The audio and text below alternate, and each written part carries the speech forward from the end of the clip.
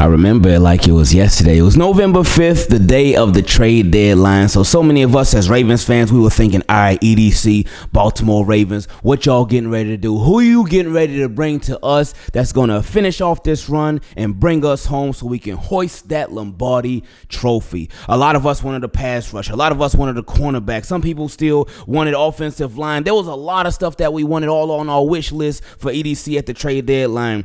And then we heard reports on November 5th on trade deadline day that the Ravens were really interested in Marshon Lattimore, and that's somebody who a lot of Ravens fans were very high on. And I mean, can you understand why? Of course you can. He's a really, really good corner, and he's been doing his thing for a while, and he would immediately make our secondary better. And we envision just pairing him with Marlon Humphrey, with Nate Wiggins, with Kyle Hamilton, and who knew that the Baltimore Ravens would make a safety change a couple of weeks later that would really impact the entire defense on a whole nother level and make them 20 times better than they had been previously. So if we would have had a Marshon Lattimore, it would have been like, oh yeah, let's get it. But that obviously didn't happen. And what made it hurt just a little bit more was the fact that a report came out on trade deadline day that the Ravens were seriously interested in Marshon Lattimore. And then it came out after the trade deadline came and went, and he was, of course, traded to the Commanders, that the Ravens actually did offer a third-round pick to the Saints to acquire Marshon Lattimore. So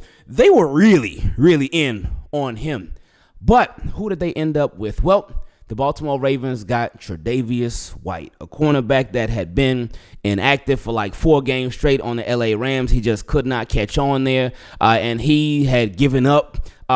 He hadn't really played good when he did play for the Rams this year anyway. But the Ravens, they traded for him, and that's who they got. And a lot of us were like, oh okay. So Ravens got Tre'Davious White. We obviously were hoping that it was going to work out, but we thought that the Ravens may go in some different directions. But this trade actually really worked out in the Ravens' favor a lot more than it has in the Commanders. And I'm going to tell you why. Before we get into it, make sure you subscribe to the channel, turn them notifications on, and leave a like on the video. Team Keep It Clean, make sure y'all subscribe. Subscribe and like the video because it helps out a lot. We are at 78,000, about 78.5 thousand subscribers. Let's get to 79, baby. Come on, let's do it.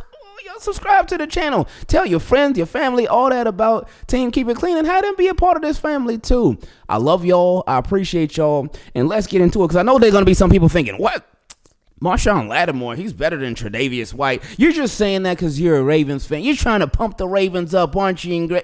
No, it's not that at all. These are facts. Not even opinion. These are facts, because what's so crazy about the trade, you look at the trade details, what the Commanders gave up for Marshon Lattimore versus what the Ravens gave up for Tre'Davious White. Commanders gave up a third-round pick, a 2025 third-round pick, a 2025 fourth-round pick, and a 2025 sixth-round pick. And I ain't mad at them giving that up, because if you want to get a good player, you got to give up good draft capital. So I ain't got no problem with them giving that up. For the Baltimore Ravens, all they did was give up a 2027 seventh-round pick, and they swapped picks with the Rams. They swapped the 2027 seventh-round pick for a 2026 seventh-round pick. So basically nothing, like a real throwaway pick right there. So they pretty much got him for free. But how did the Ravens win in that trade? Is it just because they got him for cheap? Nope. It's a lot bigger than that, because I was just scrolling on my timeline yesterday on November 27th, and it said that Dan Quinn said Marshon Lattimore will practice today. I'm like, okay, cool. Marshon Lattimore practicing with the Commanders. All right, what's the big deal with that? And Ian Rappaport said, this is the first time that Marshon Lattimore is practicing since the trade. Marshon Lattimore was acquired from the Saints by the Commanders on November 5th. November 5th, 2024. He has not played. He has not practiced since. And yesterday was November 27th. They got Marshon Lattimore, and he ain't play a single snap for them yet. Now, obviously, he can go over there and do well, but he has had no impact on them whatsoever up to this point. That's crazy. That's wild. And Tre'Davious White, when you think about him, Ravens got him for pretty much nothing, but we over here clamoring for him to end up being a starter. And the Ravens got him for basically free. EDC, so far, he won that one. He got that one. And it was a very low risk, but it ended up working out in a major way, a big time way for the Baltimore Ravens. And it's crazy because it's one of those things in the moment, like, it's like, oh, okay, they got Marshawn Lattimore, we wanted him. Oh, we got Tre'Davious. Like, oh, okay, well, he couldn't even catch on with the Rams, couldn't even get no playing time with the Rams. He's been inactive for all these games with the Rams. What's he gonna do over here? I mean, oh, we'll hope for the best. Whatever, see what happens. But he's been really, really good.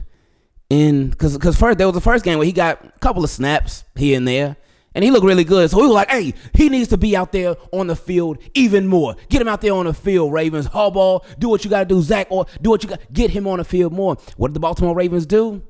They got him on the field more, and he still continued to look good. This trade, initially, when they first made it, a lot of us were looking at it sideways, but we won. So now we reach my favorite part of these videos where we get to feature your questions. If you would like to be part of it, you can send an email to teamkeepitclean@gmail.com.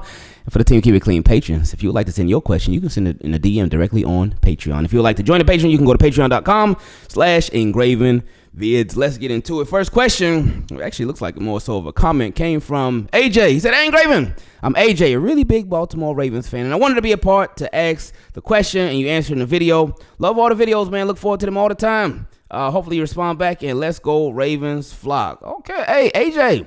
Just send a question, that's it. But I appreciate you watching the videos. I really do appreciate it. I'm glad you enjoyed them. Thankfully, somebody enjoyed the video. Because, you know, there's a lot of people that don't. And that's okay. That's okay. That's okay.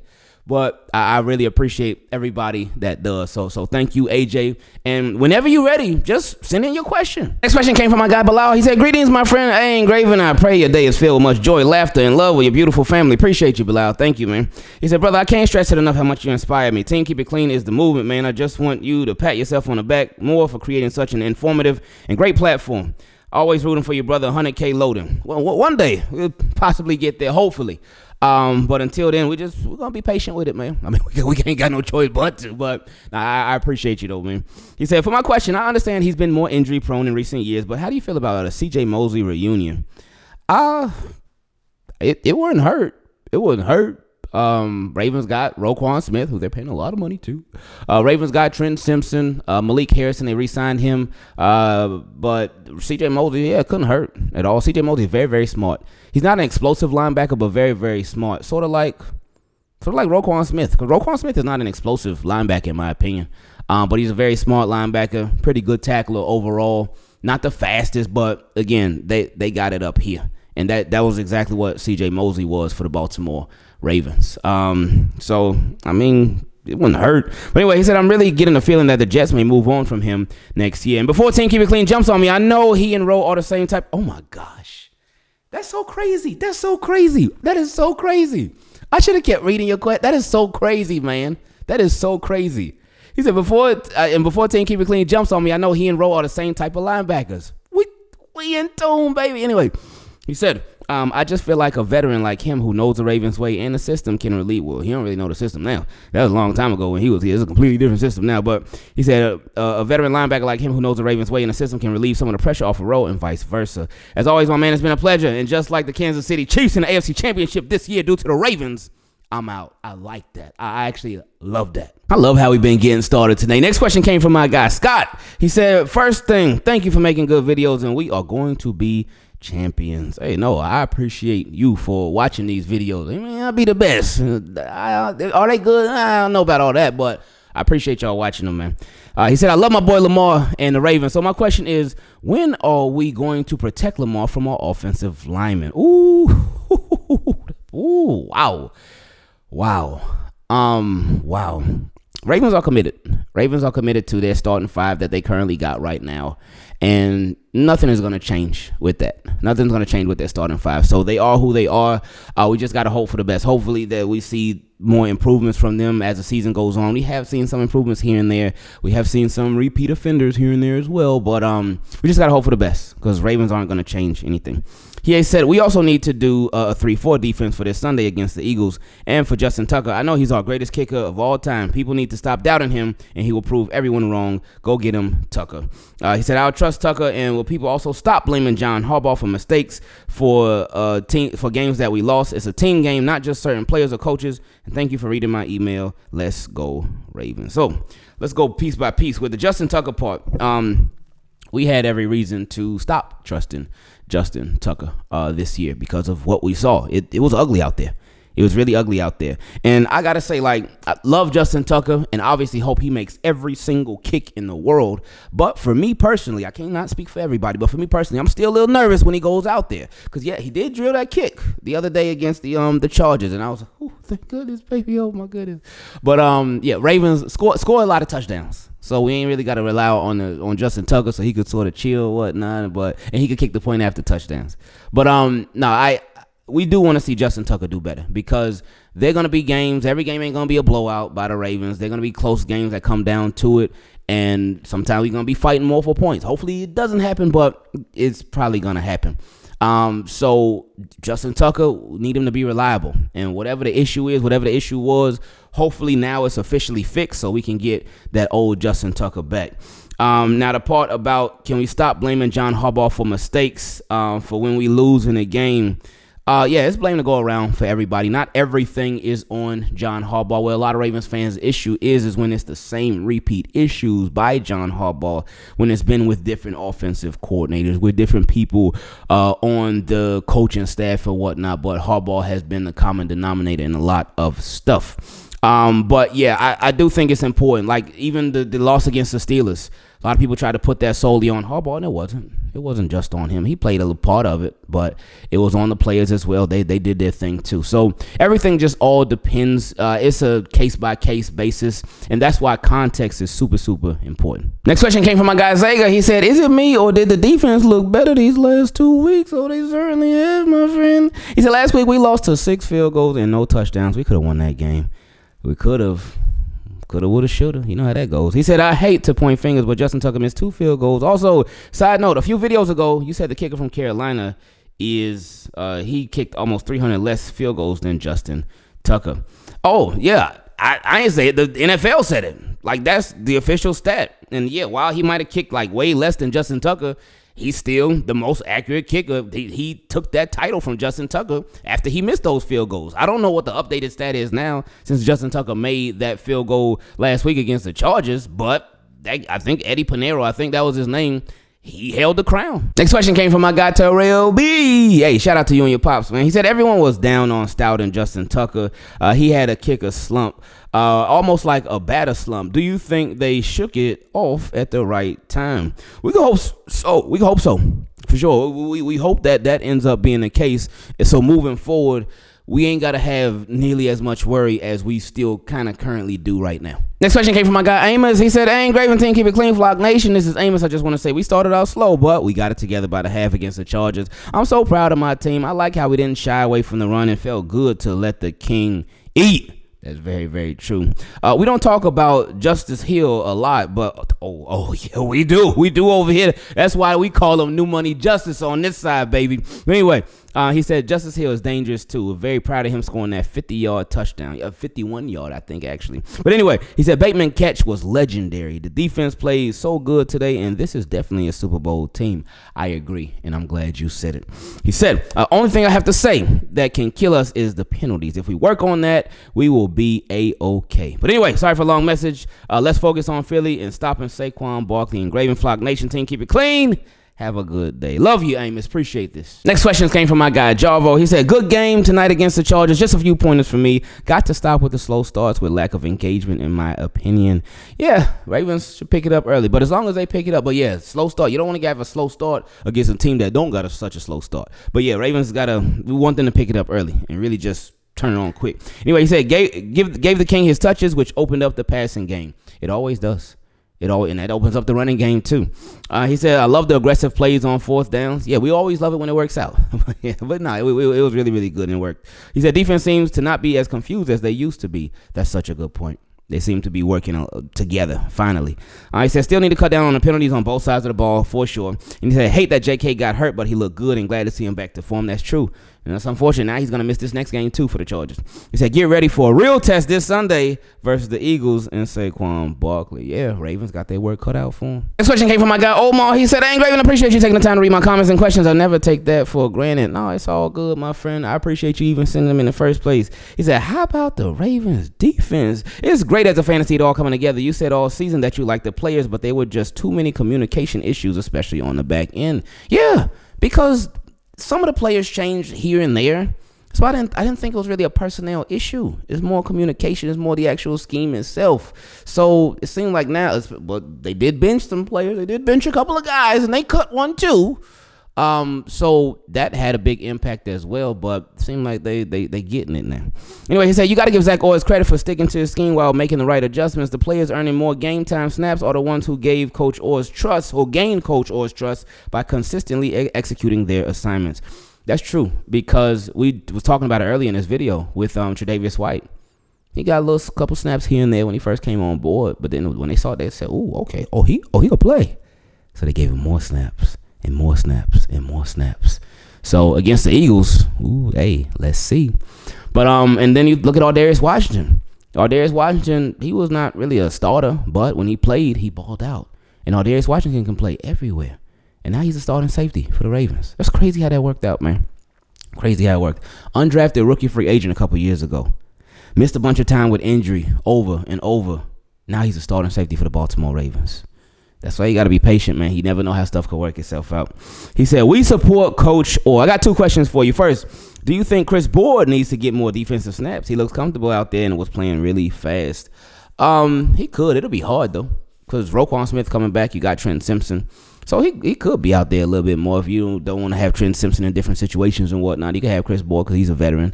You got Malik Harrison as well. So you got options with that. He said, second, should Brandon Stevens be the go-to blitzing defensive back now that Kyle Hamilton is playing deep safety? He seems to get to the quarterback efficiently, taking a good path without wasting steps. I love that.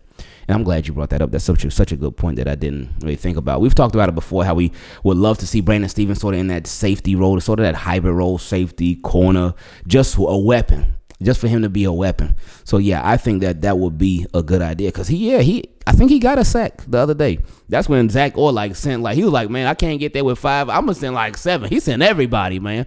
I said, whoa, who's that? But they got it because he sent Marlon Humphrey and Brandon Stevens on the same place. I said, whoa, Zach Orr, you a menace, my friend. You got a little bit of wink in you, don't you? But, with Brandon Stevens, again, we don't want him to be taken off the field. We just want him to be put in better positions to have success, and that's one of them that you mentioned. He said, I appreciate your insight and keep up the great work, my brother. I appreciate you, Omar. Thank you, man. Next question came from my guy, Deadshot Gaming. He said, hello, it's me, James, again, and just want to say thanks for responding to my questions from last week. It made me excited and happy, man. I just want to say thanks for everything that you do. I hope everything is well, and I got a few questions. Look, man, I appreciate you, and I'm glad that it made you excited and happy when you got to see your questions in the video. That's what it's about for me, man. This is just a small way of me trying to give back to y'all, because y'all do so much for us. Y'all just come through and show crazy support not every week, every single day. Like, we always talk about it, man. You could go spend money. You could lose money. You can get it back. You could lose possessions, whether it's cars, some shoes, clothes, toys, action figures, Xbox, computer. You could lose that stuff. You can get it back. But when it comes to your time, you can't get your time back. You can't get time back. But that's why I appreciate y'all so much, because y'all spend a lot of time with us every single day. Every single day. So I appreciate y'all, man. I really do love y'all, man. Y'all make a big difference, man. Anyway, he said, first off, just want to start out with this. Very hyped that we beat the Chargers 30-23 and that John is undefeated against Jim. As I said, we were going to destroy Jim and the Chargers. Lamar, MV3, Bateman, Andrews, Hill, Henry, all had a night. They really did. And you didn't even mention nobody on defense yet. But anyway, he said, my first question is, what do you think about Nate Wiggins on Monday night? I think he balled out and he is set to get one of his first interceptions coming up. He is just a great corner, and I'm loving the deflections he is making. Do you think Nate Wiggins could be a top 5 corner in the league next year or in the near future? Top 5, I don't know yet. I can't say that right here, right now. Nate Wiggins, I thought that his game on Monday was up and down. Chargers were picking on him all night long. They were going at him a lot. He did make some nice breakups, some pass breakups, and some deflections, but he gave up a lot of catches not a lot, but he gave up a good amount of catches on Monday night as well. So his game was up and down on Monday, but that's part of the business, man. That's part of the game. You especially as a cornerback. Cornerback's one of the hardest positions to play because you can do everything right and stuff could still go wrong by the receiver just making a play. So, but Nate Wiggins is going to be all right. I ain't worried about Nate Wiggins. I think he's going to be really good. Top 5, we'll see. I can't say that yet. I think it's too early. Anyway, so my next question is, what do we need to do to get prepared against the Eagles? Do you think our defense will be fine? The only thing I think we got to be ready is to stop their run game, but we need the secondary to strap up A.J. Brown. I'm not too worried about their defense because they ain't going to stop King Henry and Big Trust. I think if we can stop their offense, then we can destroy them on Sunday. Yeah, Saquon Barkley, he's in the MVP running for a reason. Like, he literally is in the MVP running because he's a running back. Anyway, he's nice. That boy is nice, man. He is nice.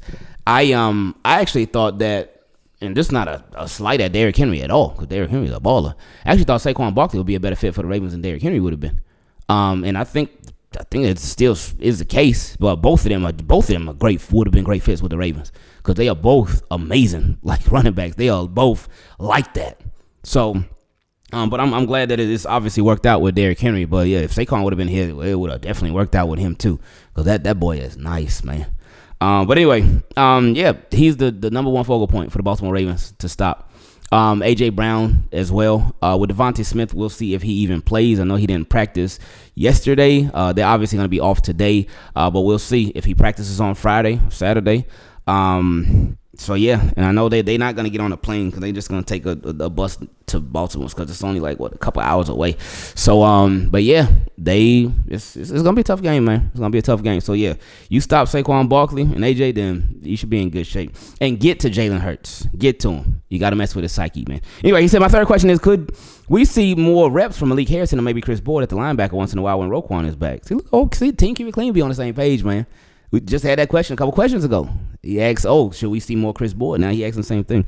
He said, Trenton has been doing all right this year, but Malik and Chris Board just balled out on Monday. Malik did prove himself, but hopefully Roquan comes back this week because he, to me, just feels like the newer generation Ray Lewis, and he is so impactful for our defense. Yeah, but because of that game on Monday night, they both could get more opportunities moving forward, and because they gave the coaching staff more reason to trust in them and trust in assignments, trust in big assignments too, because they were filling in for Roquan Smith. That's a huge assignment, but they filled in, and they filled in well. The first drive was shaky. First drive was ugly. It was terrible. But after that, they cleaned up everything in a big way. So, last question is, what do you think will be the outcome of the rest of our games? I see us being 13-4. Beat the Chiefs in the AFC Championship at their turf and go to the Super Bowl and win. Also, Lamar gets his third MVP and Derek gets Offensive Player of the Year. Again, huge fan of the channel. Let's go Ravens. Lamar MV3, and I'm ready to destroy the Eagles on Sunday. I do think if the Ravens handily, if they beat him either way, Lamar has a good game. I expect them to. It's the NFC. But if the Ravens take care of business against the Eagles on Sunday, I think that should really, especially if they really beat them like how we want them to, that should put Lamar back on top when it comes to the MVP race. I know right now a lot of people got Josh Allen on top ever since he beat the Chiefs. And that's how it goes sometimes, because it's not all about numbers. Numbers do play a big part, but one of the biggest numbers when it comes to MVP is your wins and your significant wins. But at the same time, it's like, hold up, Josh Allen did beat the Chiefs in the regular season. He beat them. Yes, he did. He won that game. That was a good game for the Bills. But Lamar, he whooped up on Josh Allen. He really did. What was it, 35-10, something like that? They whooped up on Josh Allen and them Bills. And I saw, I forgot who it was, but they were Josh Allen even got benched that game. Like the Bills took him out the game because the game was over. It was over. They took him out. They didn't even let him finish it. And somebody said, has that ever happened with Lamar Jackson? It's like, I don't think so. Next question came from my guy Joshua. He said, what are the chances of Desmond playing and will White start on defense? Well, Desmond King, I think is just a stay ready so you ain't got to get ready type of signing. They could call him up for this game against the Eagles, but he won't really get much if any playing time at all because you have Marlon Humphrey, you have Nate Wiggins, you have Tre'Davious White, you have Brandon Stevens. So at corner, you pretty much got your guys. I mean, they could call him up just to have him there. But you pretty much set at the cornerback position. And as far as Tre'Davious White starting, will he start yet? I don't think so yet, but he will get a good amount of playing time because as we've been seeing, his playing time just keeps on increasing over and over and over.